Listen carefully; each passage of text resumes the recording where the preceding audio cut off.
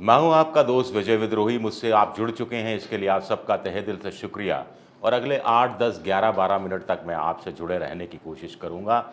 एक बड़ी दिलचस्प कहानी सुना रहा हूं, पॉलिटिकल कहानी राजस्थान की। लेकिन दोस्तों, पूरा वीडियो सुनना, तभी मज़ा आएगा, नहीं तो मज़ा नहीं आएगा। आधे अधूरी बात में मज़ा नहीं है।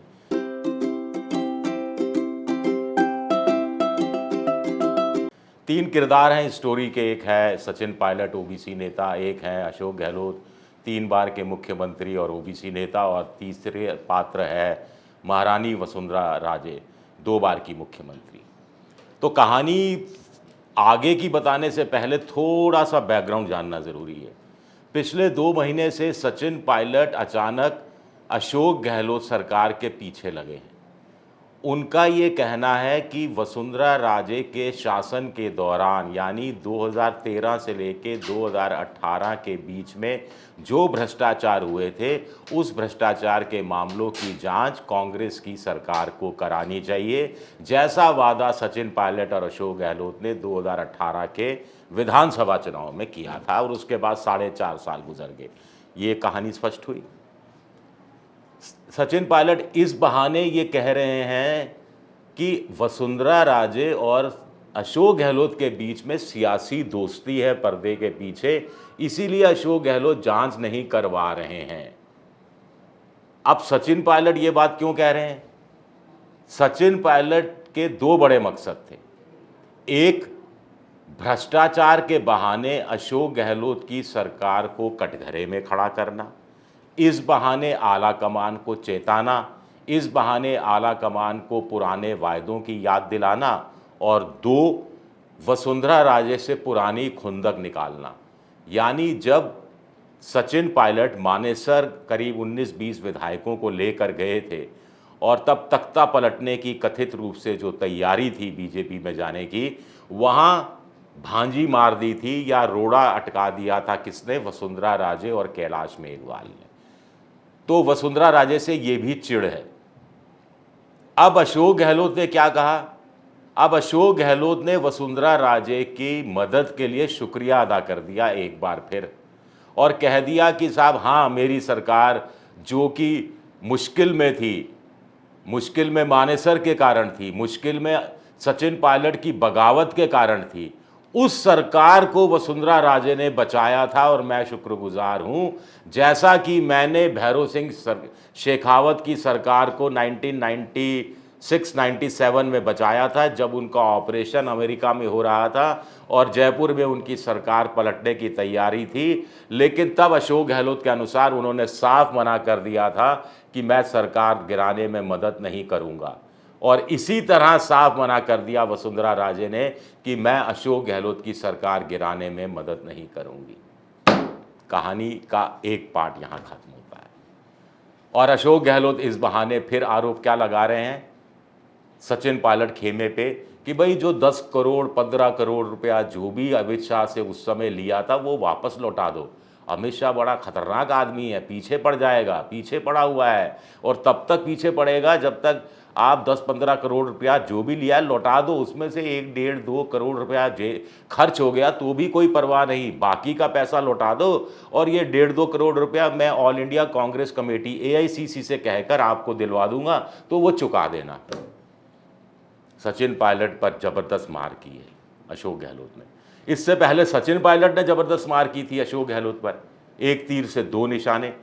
एक, वसुंधरा से जो खुंदक थी वो भी निकल रही थी, और दूसरा, अशोक गहलोत की सरकार को भी कटघरे में खड़ा किया जा रहा था। और सचिन पायलट कहीं ना कहीं आला कमान की नज़र में ये बात पहुंचाने में कामयाब हो गए थे कि दरअसल अशोक गहलोत और वसुंधरा राजे आपस में दोस्त हैं, इसीलिए एक दूसरे की जान, एक दूसरे की सियासी जान बचाने में लगे रहते हैं।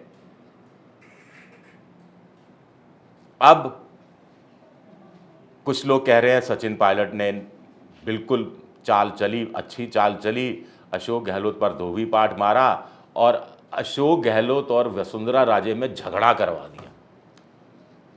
झगड़ा करवा दिया और ये मामला तय कर दिया कि अब ऐसा नहीं होगा राजस्थान में कि 5 साल बाद जब सरकार बदलेगी तो कांग्रेस की सरकार आ गई तो अशोक गहलोत, बीजेपी की सरकार आ गई तो वसुंधरा राजे मुख्यमंत्री। ऐसे नहीं चलेगा।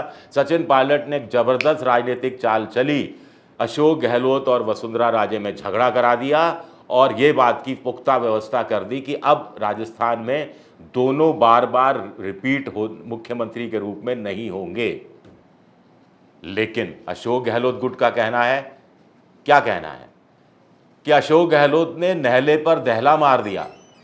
नहले पर दहला ऐसे मार दिया कि उन्होंने आला कमान से कह दिया कि साहब देखिए, जो ये सचिन पायलट कहता रहे हैं कि मेरी और वसुंधरा राजे की दोस्ती है, दरअसल दोस्ती की वजह तो सचिन पायलट की बगावत है।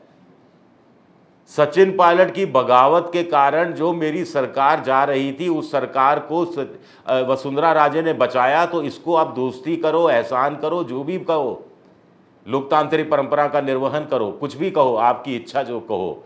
लेकिन अब दूसरी चाल अशोक गहलोत ने क्या चली, वसुंधरा राजे की ये बात जग जाहिर कर दी। पहले भी की थी, लेकिन इस बार की टाइमिंग थोड़ी सी और ज़्यादा खतरनाक है। और वसुंधरा राजे को गुस्सा आ गया। वसुंधरा राजे ने भी बयान जारी कर दिया और अशोक गहलोत को अपना सबसे बड़ा सियासी दुश्मन बता दिया और कहा कि मेरा सबसे ज़्यादा नुकसान तो सचिन पायलट ने किया है, माफ़ कीजिएगा, अशोक गहलोत ने किया है, मेरा सबसे ज़्यादा नुकसान अशोक गहलोत ने किया है, ऐसा वसुंधरा राजे ने कह दिया। अब सचिन पायलट की वो दाव तो बेकार चला गया कि वो दाव सचिन पायलट का बेकार चला गया, जिसमें वो क्या कह रहे थे, उसमें कह रहे थे कि वसुंधरा राजे और अशोक गहलोत तो दोस्त है। तो अशोक गहलोत आला कमान से कहेंगे, भैया ये कैसी दोस्ती जिसमें वसुंधरा राजे खुलेआम कह रही है कि मेरे सबसे बड़ा दुश्मन तो अशोक गहलोत है। आप भी समझ गए होंगे मैं क्या क्या कहानियां सुना रहा हूं, लेकिन ये सब सच है। और दूसरा काम अशोक गहलोत ने क्या किया, वसुंधरा राजे और बीजेपी में झगड़ा करा दिया, आपस में झगड़े की व्यवस्था करा दी। अशोक गहलोत अच्छी तरह से जानते हैं कि अगर कांग्रेस को सत्ता में वापसी का एक हल्का सा चांस भी है तो उस चांस को ख़त्म कर सकती है वसुंधरा राजे। अगर बीजेपी ने वसुंधरा राजे को मुख्यमंत्री पद का उम्मीदवार घोषित कर दिया तो अशोक गहलोत की सरकार का रिपीट होना नामुमकिन है, असंभव है, असंभव है, असंभव है। लेकिन इस असंभव को थोड़ा सा संभव तब बनाया जा सकता है जब बीजेपी में झगड़ा हो जाए, जब वसुंधरा को मुख्यमंत्री पद का उम्मीदवार घोषित नहीं किया जाए, जब वसुंधरा के खिलाफ एक मोर्चा तैयार हो जाए, नेताओं का एक गुट तैयार हो जाए। तो इससे क्या होगा, आप कहेंगे इससे क्या होगा, बिल्कुल आप सही, इससे ये होगा कि वसुंधरा नाराज हो जाएंगी।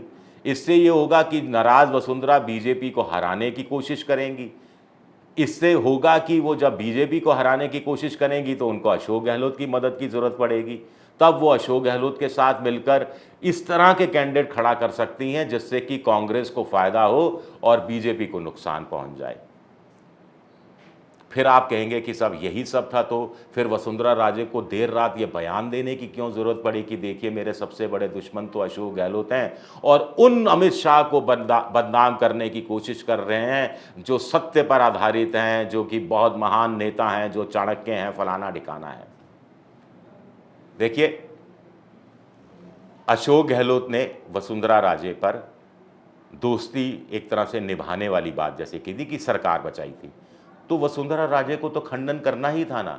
अगर वसुंधरा राजे इसका खंडन नहीं करती तो सीधा सीधा संदेश जाता कि हाँ देखिए, हम ना कहते थे दोस्ती है, और सचिन पायलट के बयान को भी मजबूती मिलती कि देखिए हम ना कहते थे दोस्ती है। अशोक गहलोत ने कहा मेरी सरकार वसुंधरा ने बचाई और वसुंधरा खामोश रही, तो वसुंधरा को खंडन करना ही था। और अपने आप को उनको बहुत ज़रूरी है कि वो अपने आप को अमित शाह के साथ खड़ी दिखाई दे, क्योंकि हाल ही में भरतपुर में अमित शाह आए थे एक रैली में जिसमें वसुंधरा भी थी और वसुंधरा राजे ने अशोक गहलोत सरकार की आलोचना की थी।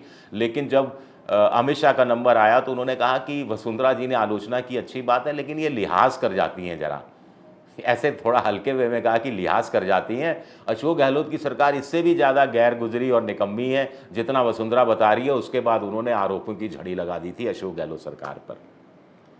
तो ये अमित शाह के दिमाग में था जो तस्वीर, उसको भी मिटाना था वसुंधरा राजे को, लिहाजा विरोध करना ही था। अपना मुख्यमंत्री पद की उम्मीदवारी का कोई 10% 20% जो चांस है उसको भी बचाना ही था, अपने पॉलिटिकल करियर को देखना ही है। अशोक गहलोत के पॉलिटिकल करियर को बाद में देखा जाएगा, पहले तो खुद का पॉलिटिकल करियर देखना है। तो कुल मिलाकर कहानी बड़ी मज़ेदार हो गई है कि सचिन पायलट ने एक तीर से दो निशाने करने की कोशिश की। निशाने सही सही लग भी रहे थे, लेकिन वसुंधरा ने पहले कह दिया कि मेरी और अशोक गहलोत की दोस्ती की बात करते हैं, ये तो वही बात होगी नींबू और दूध की दोस्ती। और अब अशोक गहलोत ने फिर जो डबल निशाना लगाया सचिन पायलट ने उस पर डबल निशाना और लगा दिया। एक सचिन पायलट के गुट पर आरोप लगा दिया और सीधा सीधा कह दिया कि साहब 10-15 करोड़ रुपया खाया था, इसमें से धर्मेंद्र प्रधान और अमित शाह से खाया था और लौटा नहीं रहे हैं, इनको तो लौटा देना चाहिए पैसा, और ऑल इंडिया कांग्रेस कमेटी मदद कर देगी बचा हुआ पैसा लौटाने की जो खर्च हो गया। इससे गंभीर आरोप, इससे बड़ा हमला सचिन पायलट पर हो नहीं सकता था। अब कहानी का एक आखिरी पक्ष शुरू होता है कि आखिर अशोक गहलोत को इस वक्त ऐसा क्यों कहना पड़ा। अभी पिछले कुछ दिनों में तो बड़ी मेल मिलाप की बात कर रहे थे, भूलो और माफ़ करो की बात कर रहे थे। अचानक क्या हुआ जो सचिन पायलट पर भड़क गए? तो अचानक ये हुआ कि 2 दिन पहले बाड़मेर में सचिन पायलट ने शक्ति प्रदर्शन किया। एक चार्टर हवाई जहाज के अंदर अभी कांग्रेस के 15-16 एमएलए साथ हो गए। वसुंधरा अशोक गहलोत के मंत्रिमंडल के 4-5 मंत्री भी चले गए और बाड़मेर में ताकत का प्रदर्शन किया। वहाँ पर वो राजपूतों से भी मिले, राजपूतों के एक पुराने नेता हैं रुलाब सर, उनसे भी मिले। बड़े गहरे अर्थ निकाले जा रहे हैं और जाट समाज के लोग भी उनके कार्यक्रम में शामिल हुए और कहीं ना कहीं प्लान बी की तरफ इशारा है। तो क्या अशोक गहलोत को पता लग गया है 3 चीज़ें? या तो अशोक गहलोत को इस बात का एहसास हो गया है कि आला कमान कर्नाटक में चुनाव जीतने के बाद सचिन पायलट के पक्ष में कोई फैसला दे सकता है और अशोक गहलोत ने जानबूझकर ऐसे समय में ये बयान दिया ताकि आला कमान थोड़ा सोचने के लिए मजबूर हो जाए।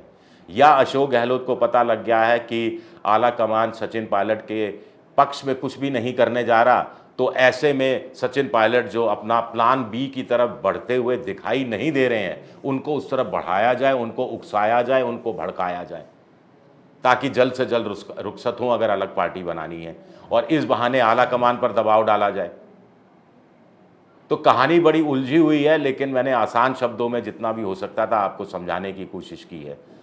शुक्रिया मेरा ये वीडियो देखने के लिए। पसंद आए तो लाइक कीजिए, सब्सक्राइब कीजिए, शेयर कीजिए और घंटी जैसी आकृति बेल आइकन इसे दबा दीजिए ताकि नया वीडियो आए तो तत्काल आपको इसकी जानकारी हो जाए। मेरा ट्विटर हैंडल है विद्रोही7, इंस्टाग्राम पर मैं विजय विद्रोही 7 के नाम से हूँ और फेसबुक पर भी मेरा पेज है विजय विद्रोही पेज, जहाँ आप मुझे फॉलो कर सकते हैं। शुक्रिया आपका, बहुत बहुत शुक्रिया।